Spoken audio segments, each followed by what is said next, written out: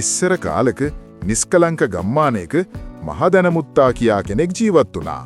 ඔහු සිතාගෙන සිටියේ මුළු ශ්‍රී ලංකාවේම ඉන්න නුවණක්කාරම බුද්ධලයා තමන් කියයි. ඔහුට පක්ෂපාතී නමුත් මෝඩ ගෝලයන් 5 දෙනෙකුත් සිටියා. එක් අවුව දවසක උදෑසනක මහදැනමුත්තා ඊළඟ ගමට යන්නට තීරණය කළා. ඔහුගේ ගෝලයන්ද නුවණ ඉගෙන ගැනීමේ බලාපොරොත්තුවෙන් ඉතා උනන්දුවෙන් ඔහු පසුපස ගියා. ඔවුන් පටුලී පාලමකට ළඟා වුණා. නමුත් ඔවුන් තබන සෑම පියවරකදීම එය සෙලවෙන්න ගත් නිසා ඉක්මනින්ම ඔවුන් අතර ලොකු කලබලයක් ඇති වුණා.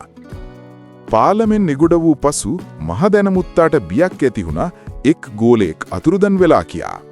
මෝඩකමට ඔහුවම ගණන් කරන්න අමතක කිරීමයි ඊට හේතුව වුණේ. ඒ අසලින් යමින් සිටි කරුණාවන්ත ගැමියෙක් ඔවුන්ගේ මේ කලබලය දැක සිනාසුණා. ඉන්පසු මහදැනමුත්තාද ඇතුළුව ඔවුන් සියලු දෙනාම ඒ සිටින බව ඔහු පෙන්වා දුන්නා.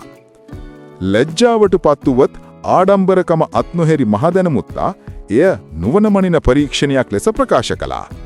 ඒ පාඩම සම්පූර්ණයෙන්ම අමතක කළ ඔවුන් නැවතත් තම ගමන පිටත් වුණා. උන් ඔය විදිහට ශ්‍රේෂ්ඨ මහදැනමුත්තා සහ ඔහුගේ ගෝලයන් තමන්ගේ මෝඩ ක්‍රියා දිගටම කරගෙන දියා.